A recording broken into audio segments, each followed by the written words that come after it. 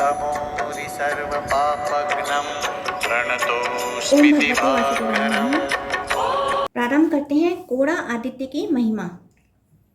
ब्रह्मा जी कहते हैं, भारतवर्ष में दक्षिण समुद्र के किनारे औंध्र देश के नाम से विख्यात एक प्रदेश है जो स्वर्ग एवं मोक्ष देने वाला है। समुद्र से उत्तर विरज मंडल तक का प्रदेश पुण्यात्माओं के संपूर्ण गुणों द्वारा सुशोभित है। उस देश में उत्पन्न जो जितेंद्रिय ब्राह्मण तपस्या एवं स्वाध्याय में संलग्न रहते हैं, वे सदा ही वंदनीय एवं पूजनीय हैं। उस देश के ब्राह्मण श्राद्ध, दान, विवाह, यज्ञ अथवा आचार्य कर्म सभी कार्यों के लिए उत्तम है। वह सठ कर्म परायण, वेदों के पारंगत विद्वान, इतिहासवेता, पुराण तीर्थ विशारद, सर्वशास्त्र तीर्थ कुशल, यज्ञशील और राग देश से रहित होते हैं। कोई वैदिक अग्निहोत्र में लगे रहते हैं और कोई स्मार्थ अग्नि की उपासना करते हैं। वह स्त्री, पुत्र और धन से संपन्न, दानी और सत्यवादी होते हैं तथा यज्ञोत्सव से विभूषित पवित्र उत्कल देश में निवास करते हैं। वहाँ क्षत्रिय आदि अन्य 3 वर्णों के लोग भी परम संयमी, स्वकर्म परायण और शांत और धार्मिक होते हैं। उक्त प्रदेश में भगवान सूर्य कोणादित्य के नाम से विख्यात होकर रहते हैं। उनका दर्शन करके मनुष्य सब पापों से मुक्त हो जाता है। मुनियों ने कहा, सुरश्रेष्ठ, पूर्वोक्त औंध्र देश में जो सूर्य का क्षेत्र है, जहाँ भगवान भास्कर निवास करते हैं, उसका वर्णन कीजिए। इस समय हम उसे ही सुनना चाहते हैं। ब्रह्मा जी बोले, मुनिवरों, लवण समुद्र का उत्तर तट अत्यंत मनोहर और पवित्र है। वह सब और वालुकार राशि से आच्छादित है। उस सर्वगुण संपन्न प्रदेश में चंपा, अशोक, मौलसिरी, करवीर, कनेर, गुलाब, नागकेसर, ताड़, सुपारी, नारियल, कैथ और अन्य नाना प्रकार के वृक्ष चारों ओर शोभा पाते हैं। वहाँ भगवान सूर्य का पुण्य क्षेत्र है जो संपूर्ण जगत में विख्यात है। उसका विस्तार सब ओर से 1 योजन से अधिक है। वहाँ सहस्र किरणों से सुशोभित साक्षात भगवान सूर्य निवास करते हैं। वह कोड़ा आदित्य के नाम से विख्यात एवं भोग और मोक्ष प्रदान करने वाले हैं। वहाँ माघ मास के शुक्ल पक्ष की सप्तमी तिथि को इंद्रिय संयम पूर्वक उपवास करें। फिर प्रातः काल शौच आदि से निर्वत एवं विशुद्धि चित्त हो सूर्यदेव का स्मरण करते हुए विधि पूर्वक समुद्र में स्नान करें। देवता, ऋषि और मनुष्यों का तर्पण करें। तत्पश्चात जल से बाहर आकर 2 स्वच्छ वस्त्र धारण करें। फिर आचमन करके पवित्रता पूर्वक सूर्योदय के समय समुद्र के तट पर पूर्वाभिमुख होकर बैठें। लाल चंदन और जल से तांबे के पात्र में एक अष्टदल कमल की आकृति बनाएं जो केसर युक्त और गोलाकार हो। उसकी कणिका ऊपर की ओर उठी हो। फिर तिल, चावल, जल, लाल चंदन, लाल फूल और कुसा उस पात्र में रख दें। तांबे का बर्तन न मिले तो मदार के पत्ते का दोना बनाकर उसी में तिल आदि रखें। उस पात्र को एक दूसरे पात्र से ढककर रखें। इसके बाद हृदय और अंगों के क्रम से अनन्यास और कनन्यास करके पूर्ण श्रद्धा के साथ अपने आत्मस्वरूप भगवान सूर्य का ध्यान करें। पूर्वोक्त अष्टदल कमल के मध्य भाग में तथा अग्नि, नैतन्य, वायव्य और ईशान कोणों के दलों में एवं पुनः मध्य भाग में क्रमशः प्रभूत, विमल, सार, आराध्य, परम और सुख रूप सूर्यदेव का पूजन करें। इसके अनंतर वहां आकाश से सूर्यदेव का आवाहन करके कणिका के ऊपर उनकी स्थापना करें। तत्पश्चात हाथों से सुमुख, संपुट आदि मुद्राएं दिखाएं। फिर देवताओं का स्नान आदि कराकर एकाग्रचित हो इस प्रकार ध्यान करें। भगवान सूर्य श्वेत कमल के आसन पर तेजोमंडल में विराजमान है। उनकी आंखें पीली और शरीर का रंग लाल है। उनकी 2 भुजाएं हैं। उनका वस्त्र कमल के समान लाल है। वह सब प्रकार के शुभ लक्षणों से युक्त और सभी तरह के आभूषणों से विभूषित है। उनका रूप सुंदर है। वह वर देने वाले, शांत एवं प्रभापुंज से दैदीप्यमान है। तदंतर उदय काल में स्निग्ध सिंदूर के समान अरुण वर्ण वाले भगवान सूर्य का दर्शन करके अर्घ्य पात्र लें, उसे सिर के पास लगाएं और पृथ्वी पर घुटने टेककर मौन हो एकाग्रचित से ऋक्षर मंत्र का उच्चारण करते हुए सूर्य को अर्घ्य दें। जिस पुरुष को दीक्षा नहीं दी गई है वह भावयुक्त श्रद्धा के साथ सूर्य का नाम लेकर ही अर्घ्य दें, क्योंकि भगवान सूर्य भक्ति के द्वारा ही वश में होते हैं। अग्नि, नैतन्य, वायव्य एवं ईशान कोण, मध्य भाग तथा पूर्व आदि दिशाओं में क्रमशः हृदय, सिर, शिखा, कवच, नेत्र और अष्ट की पूजा करें। फिर अर्घ्य दें। गंध, धूप, दीप और नैवेद्य निवेदन कर जप, स्तुति, नमस्कार तथा मुद्रा करके देवता का विसर्जन करें।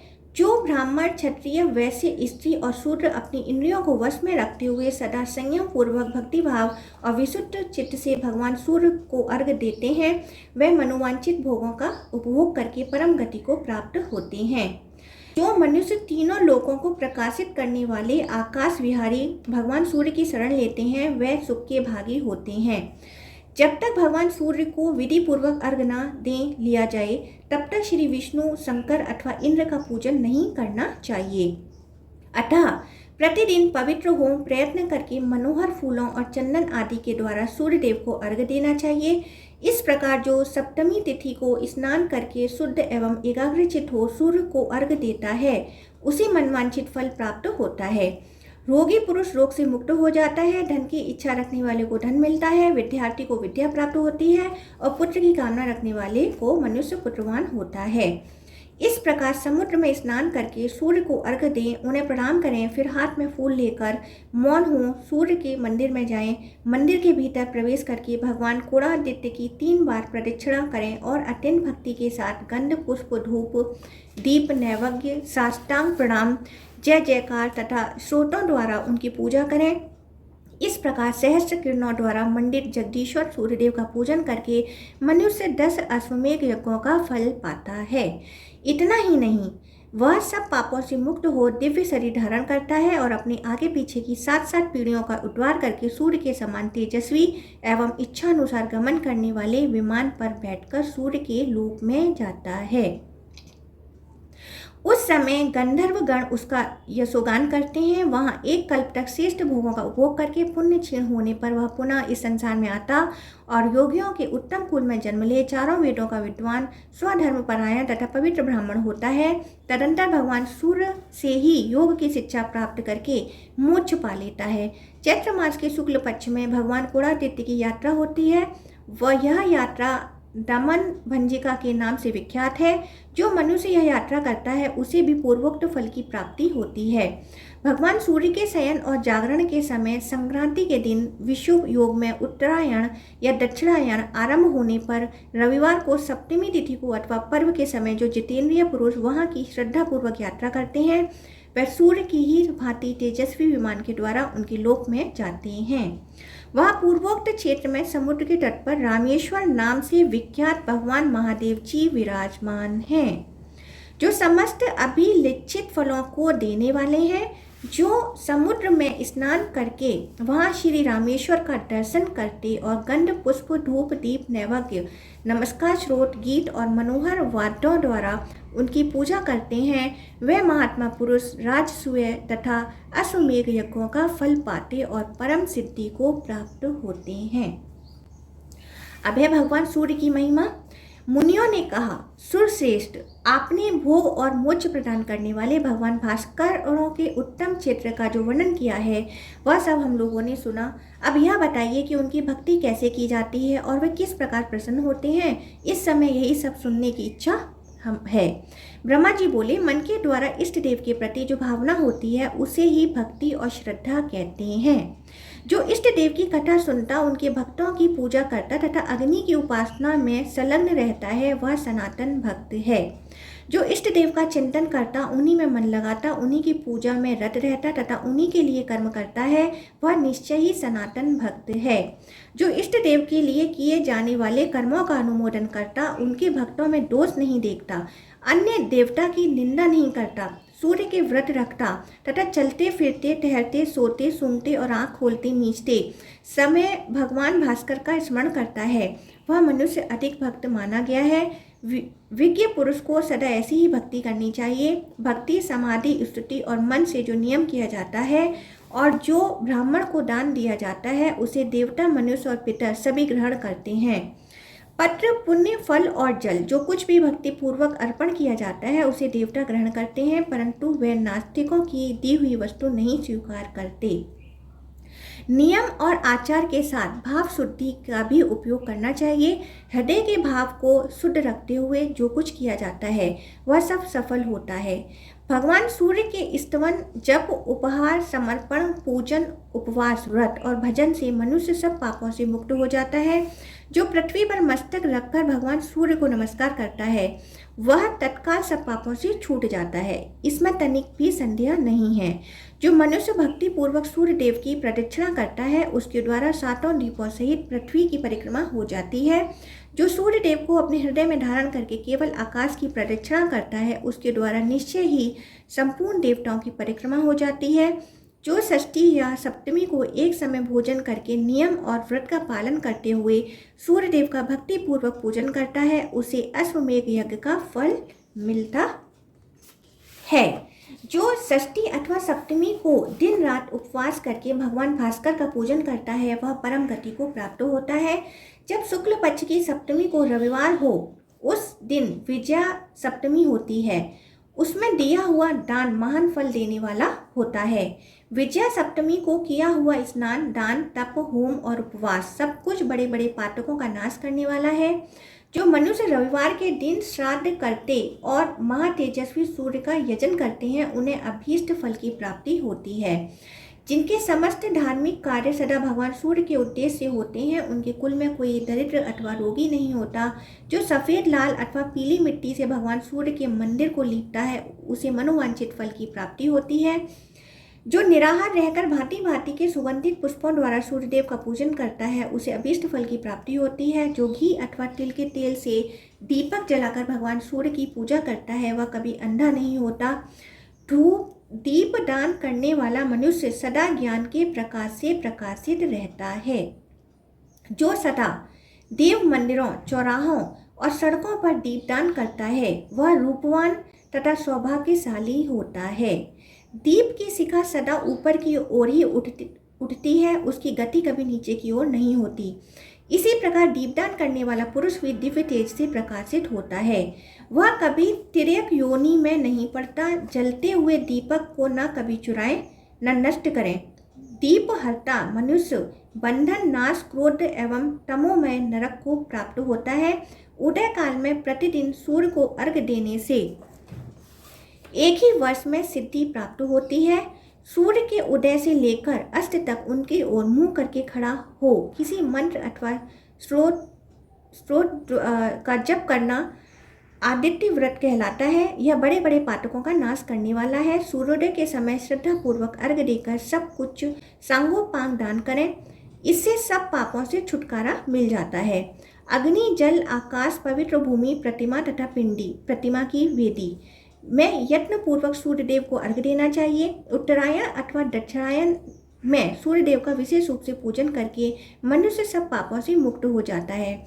इस प्रकार जो मानव प्रत्येक वेला में अथवा कुवेला में भी भक्तिपूर्वक श्री सूर्यदेव का पूजन करता है वह उन्हीं के लोक में प्रतिष्ठित होता है।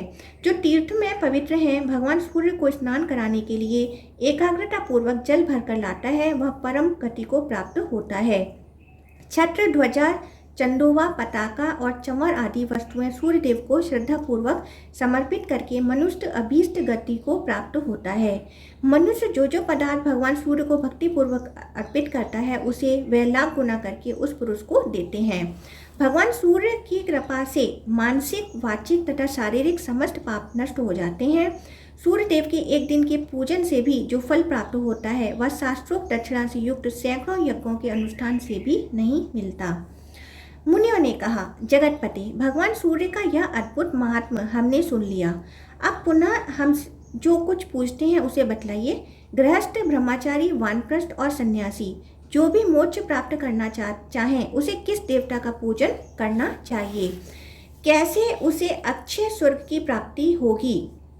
किस उपाय से वह उत्तम मोक्ष का भागी होगा तथा वह किस साधन का अनुष्ठान करे जिससे स्वर्ग में जाने पर उसे पुनः नीचे न गिरना पड़े? ब्रह्मा जी बोले, जिज्वरों, भगवान सूर्य उदय होते ही अपनी किरणों से संसार का अंधकार दूर कर देते हैं। अतः उनसे बढ़कर दूसरा कोई देवता नहीं है। वे आदि अंत से रहित सनातन पुरुष एवं अविनाशी हैं तथा अपनी किरणों से प्रचंड रूप धारण कर तीनों लोगों को ताप देते हैं। संपूर्ण देवता इन्हीं के स्वरूप हैं। ये तपने वालों में श्रेष्ठ संपूर्ण जगत के स्वामी, साक्षी तथा पालक हैं। ये ही बारंबार जीवों की सृष्टि और संहार करते हैं तथा ये ही अपनी किरणों से प्रकाशित होते, तपते और वर्षा करते हैं। ये धाता विधाता संपूर्ण भूतों के आदि कारण और सब जीवों को उत्पन्न करने वाले हैं। यह कभी क्षीण नहीं होते। इनका मंडल सदा अक्षय बना रहता है। ये पितरों के भी पिता और देवताओं के भी देवता हैं। इनका स्थान ध्रुव माना गया है, जहाँ से फिर नीचे नहीं गिरना पड़ता।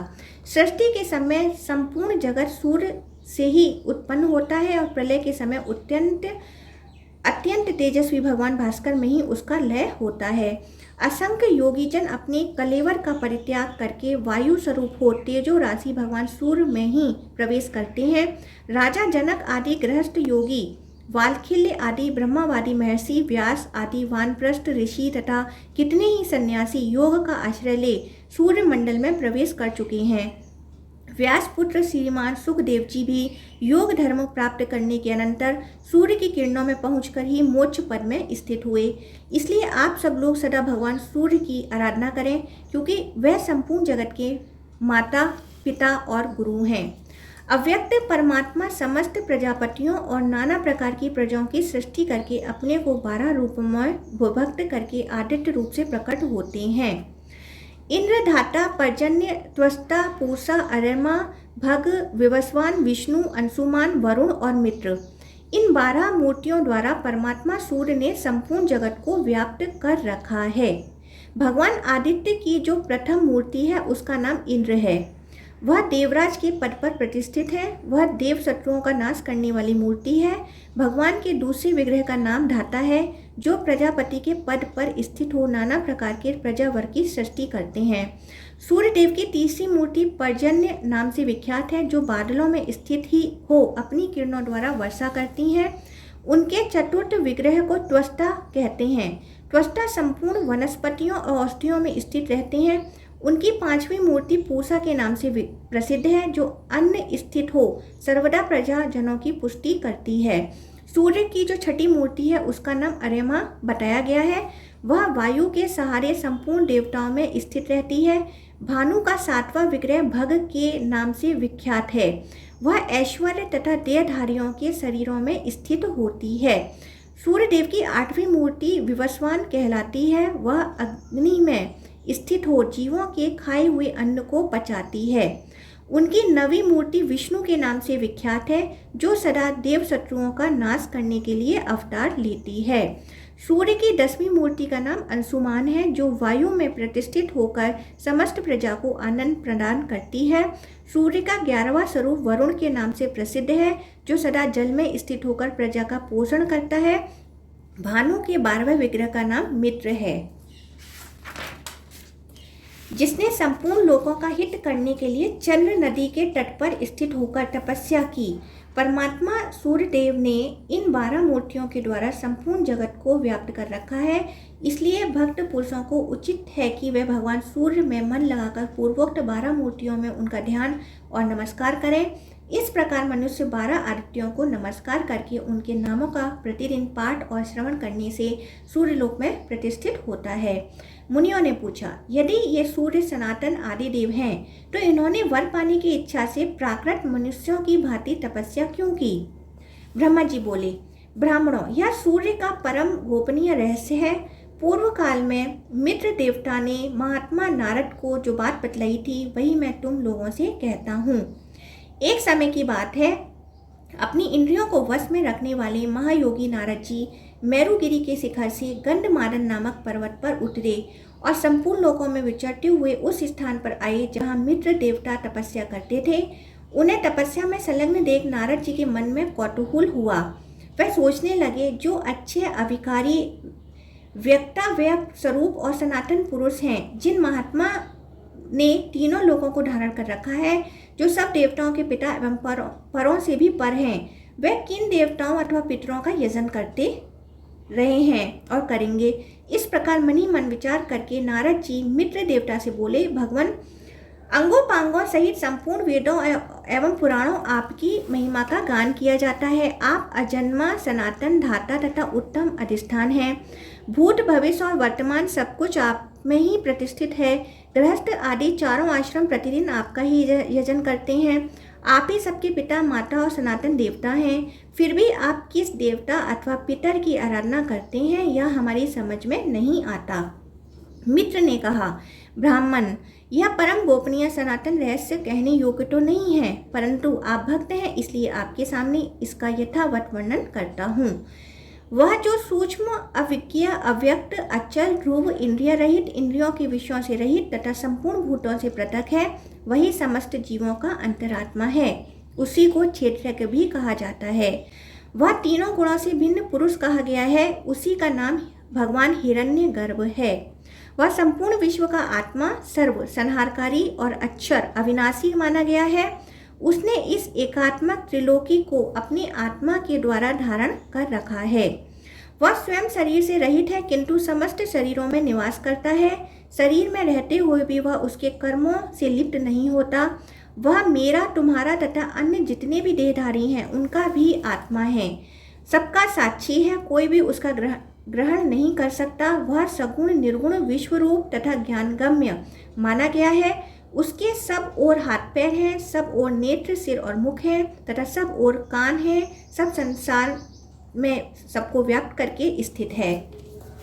संपूर्ण मस्तक उसके मस्तक, संपूर्ण भुजाएं उसकी भुजा, संपूर्ण पैर उसके पैर, संपूर्ण नेत्र उसके नेत्र एवं संपूर्ण नासिकाएं उसकी नासिका हैं। वह स्वेच्छाचारी है और अकेला ही संपूर्ण क्षेत्र में सुखपूर्वक विचरता है।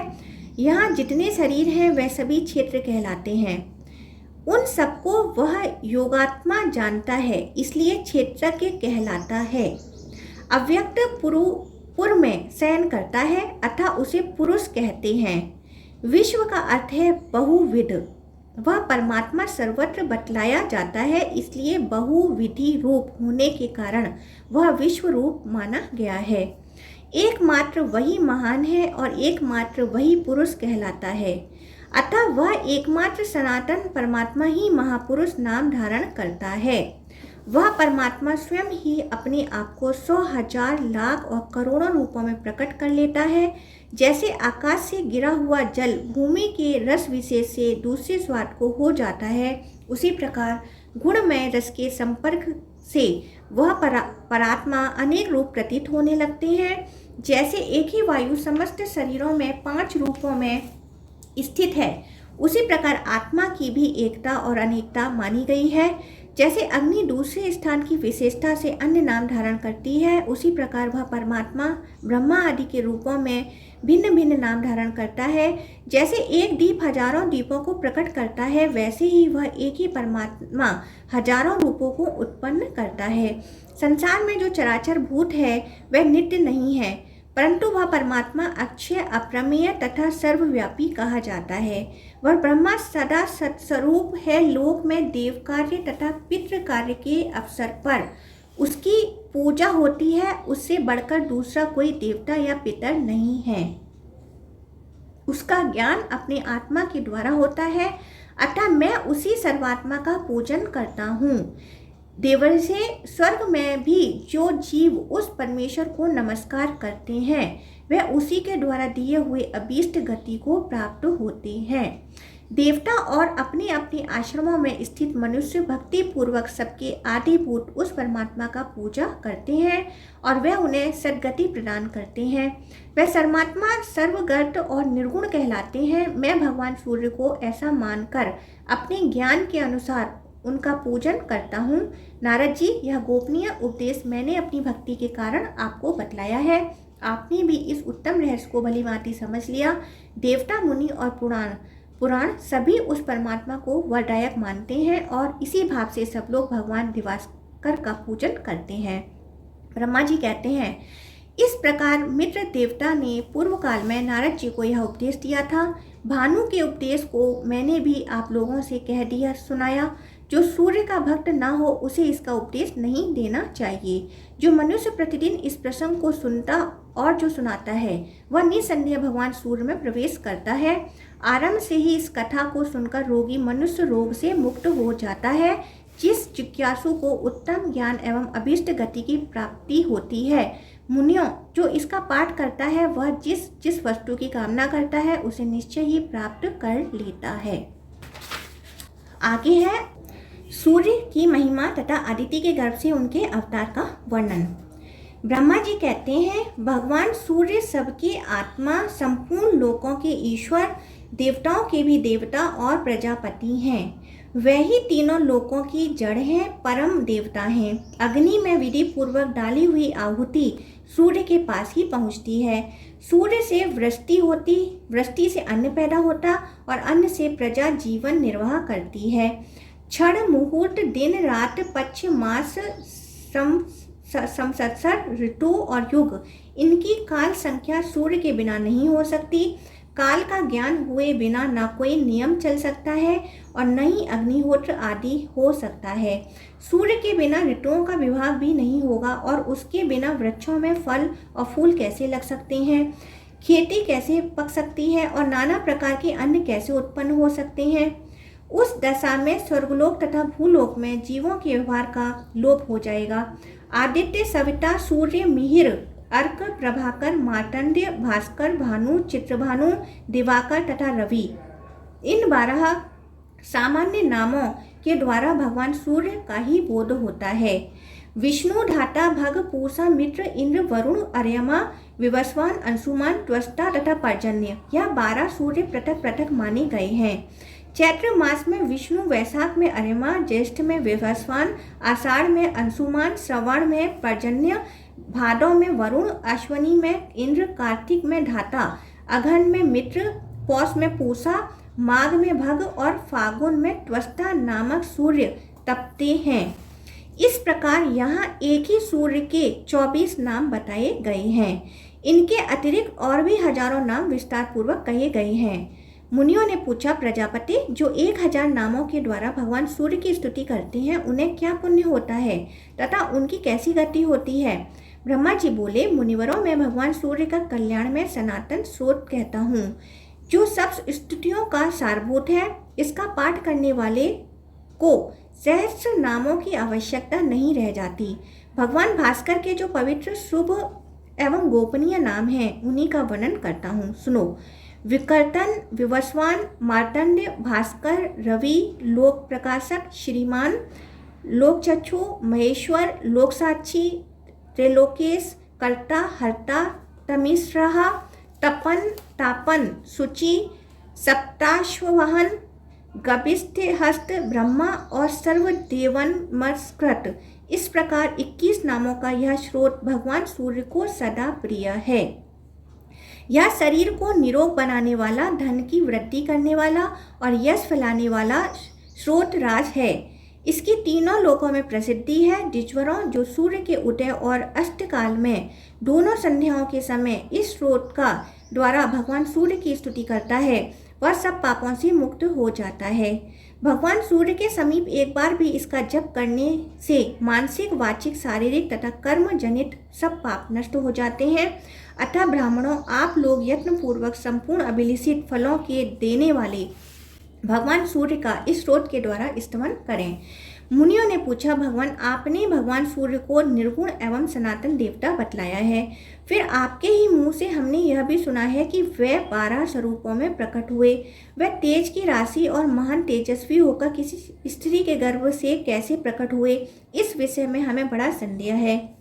ब्रह्मा जी बोले, प्रजापति दक्ष के 60 कन्याएं हुईं, जो श्रेष्ठ और सुंदर थीं। उनके नाम अदिति, दिति, दनु और विंता आदि थे। उनमें से 13 कन्याओं का विवाह दक्ष ने कश्यप जी के साथ किया था। अदिति ने तीनों लोकों के स्वामी देवताओं को जन्म दिया। दिति से दैत्य और दनु से बलाभिमानी भयंकर दानव उत्पन्न हुए। विंता और अन्य स्त्रियों ने भी स्थावर जंगम भूतों को जन्म दिया। इन दक्ष सुताओं के पुत्र, पौत्र और दोहित्र आदि के द्वारा यह संपूर्ण जगत व्याप्त हो गया। कश्यप के पुत्रों में देवता प्रधान हैं। वे सात्विक हैं। इनके अतिरिक्त दैत्य और राजस और तामस हैं। देवताओं को यज्ञ का भागी बनाया गया है, परंतु दैत्य और दानव उनसे शत्रुता रखते हैं, अतः वे मिलकर उन्हें कष्ट पहुंचाने लगे। माता अदिति ने देखा दैत्यों और दानवों ने मेरे पुत्रों को अपने स्थान से हटा दिया और वह सारी त्रिलोकी नष्ट प्राय कर दी। तब उन्होंने भगवान सूर्य की आराधना के लिए महान प्रयत्न किया। वह नियमित आहार करके कठोर नियम का पालन करती हुई एकाग्रचित हो आकाश में स्थित तेजो राशि भगवान भास्कर का स्तवन करने लगी। अदिति बोली, भगवान आप अत्यंत सूक्ष्म, परम पवित्र और अनुपम तेज धारण करते हैं। तेजस्वियों के ईश्वर, तेज के आधार तथा सनातन देवता हैं। आपको नमस्कार है। गोपते, जगत का उपकार करने के लिए मैं आपकी स्तुति आपसे प्रार्थना करती हूँ। प्रचंड रूप धारण करते समय आपकी जैसी आकृति होती है उसको मैं प्रणाम करती हूँ। क्रमशः 8 मास तक पृथ्वी के जल रूप रस को ग्रहण करने के लिए आप जिस अत्यंत तीव्र रूप को धारण करते हैं उसे मैं प्रणाम करती हूँ। आपका वह स्वरूप अग्नि और सोम से संयुक्त होता है। आप गुणात्मा को नमस्कार है। विभाव सो आपका जो रूप रक, यजुस और साम की एकता से त्रयसंज्ञक इस विश्व के रूप में तपता है उसको नमस्कार है। सनातन, उससे भी परे, जो ओम नाम से प्रतिपादित स्थूल एवं सूक्ष्म रूप निर्मल स्वरूप है उसको मेरा प्रणाम है। ब्रह्मा जी कहते हैं, इस प्रकार बहुत दिनों तक आराधना करने पर भगवान सूर्य ने दक्ष कन्या अदिति को अपने तेजोमय स्वरूप का प्रत्यक्ष दर्शन कराया। अदिति बोली, जगत के आदि कारण भगवान सूर्य आप मुझ पर प्रसन्न हो। गोपते, आपको भली भांति देख नहीं पाती। दिवाकर, आप ऐसा कृपा करें जिससे मुझे आपके रूप का भली भांति दर्शन हो सके। भक्तों पर दया करने वाले प्रभु, मेरे पुत्र आपके भक्त हैं, आप उन पर कृपा करें। तब भगवान भास्कर ने अपने सामने पड़ी हुई देवी को स्पष्ट दर्शन देकर कहा, देवी, आपकी जो इच्छा हो उसके अनुसार मुझसे कोई एक वर मांग लें। अदिति बोली, देव आप प्रसन्न हो। अधिक बलवान दैत्यों और दानवों ने मेरे पुत्रों के हाथ से त्रिलोकी का राज्य और यज्ञ भाग छीन लिए हैं। गोपते, उन्हीं के लिए आप मेरे ऊपर कृपा करें। अपने अंश से मेरे पुत्रों के भाई होकर आप उनके शत्रुओं का नाश करें। भगवान सूर्य ने कहा, देवी, मैं अपनी 1000वें अंश से तुम्हारे गर्भ का बालक होकर प्रकट होऊंगा और तुम्हारे पुत्र के शत्रुओं का नाश करूंगा। यूं कहकर भगवान भास्कर अंतर्धान हो गए और देवी अदिति भी अपनी समस्त मनोरथ सिद्ध हो जाने के कारण तपस्या से निर्वत हो गईं। तत्पश्चात वर्ष के अंत में देव माता अदिति की इच्छा पूर्ण करने के लिए भगवान सविता ने उनके गर्भ में निवास किया। उस समय देवी अदिति यह सोचकर कि मैं पवित्रतापूर्वक ही इस दिव्य गर्भ को धारण करूंगी, एकाग्रचित्त होकर कृच्छ और चंद्रायण आदि व्रतों का पालन करने लगी। उनका यह कठोर नियम देखकर कश्यप जी ने कुछ कुपित होकर कहा, तू नित्य उपवास करके गर्भ के बच्चे को क्यों मार डालती है? तब भी वह रुष्ट होकर बोली, देखिए, यह रहा गर्भ का बच्चा, मैंने इसे नहीं मारा है, यह अपनी शत्रुओं का मारने वाला होगा। यूं कहकर देव माता ने उसी समय उस गर्भ का प्रसव किया।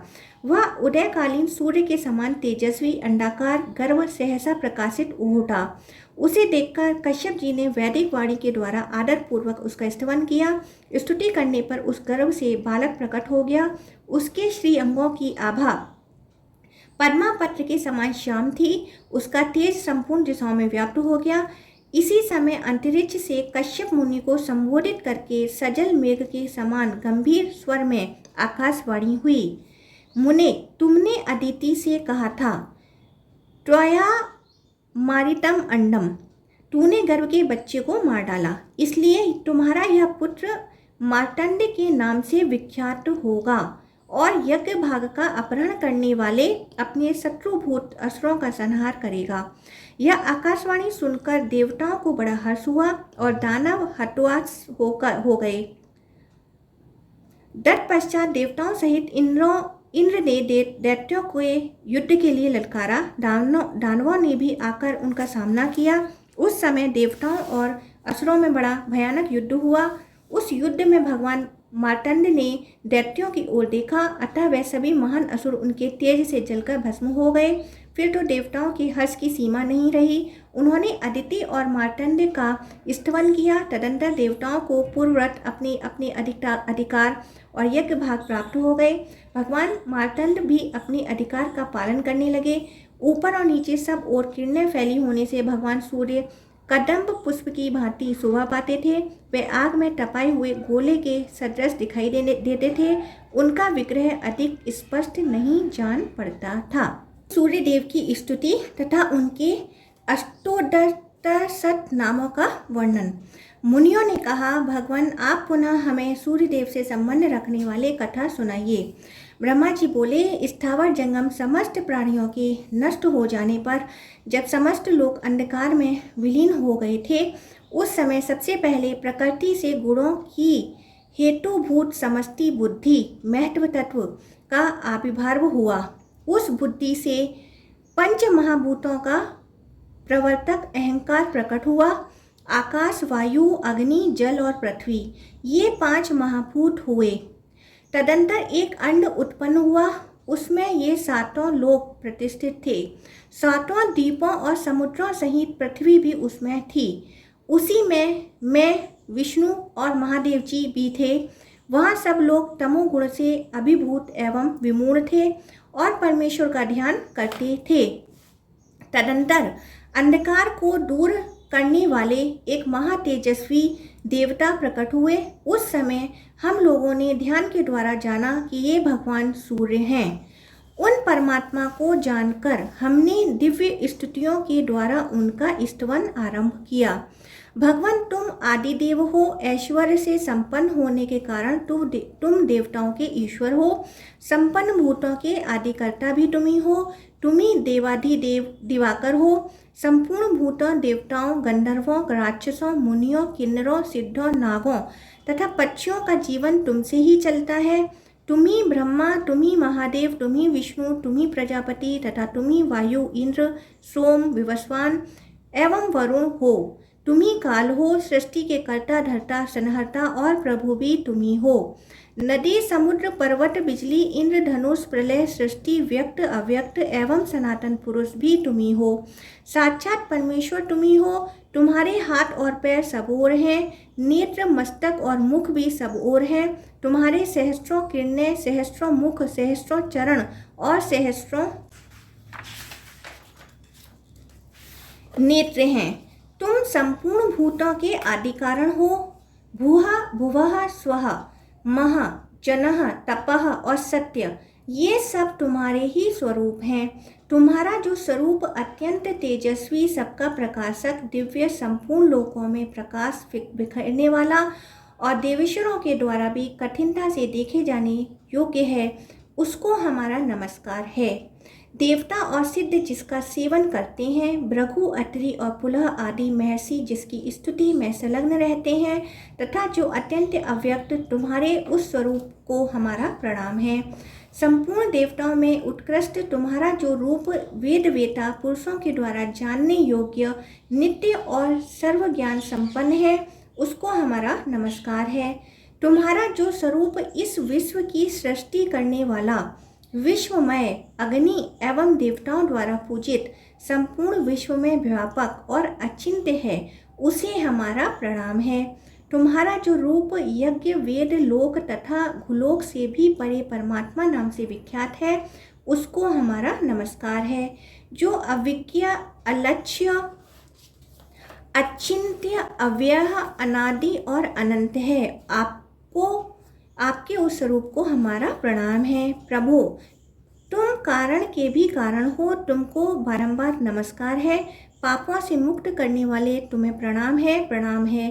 तुम दैत्यों को पीड़ा देने वाले और रोगों से छुटकारा दिलाने वाले हो। तुम्हें अनेकानेक नमस्कार है। तुम सबको वर, सुख, धन और उत्तम बुद्धि प्रदान करने वाले हो। तुम्हें बारंबार नमस्कार है। इस प्रकार स्तुति करने पर तेजोमय रूप धारण करने वाले भगवान भास्कर ने कल्याणमयी वाणी में कहा, आप लोगों को कौन सा वर प्रदान किया जाए। देवताओं ने कहा, प्रभु आपका रूप अत्यंत तेजोमय है, इसका ताप कोई सह नहीं सकता।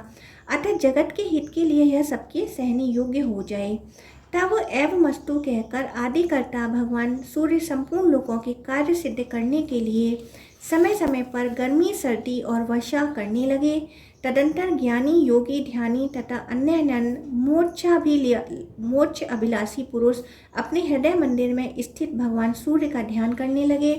समस्त शुभ लक्षणों से हीन अथवा संपूर्ण पातकों से युक्त ही क्यों न हो, भगवान सूर्य की शरण लेने से मनुष्य सब पापों से तर जाता है।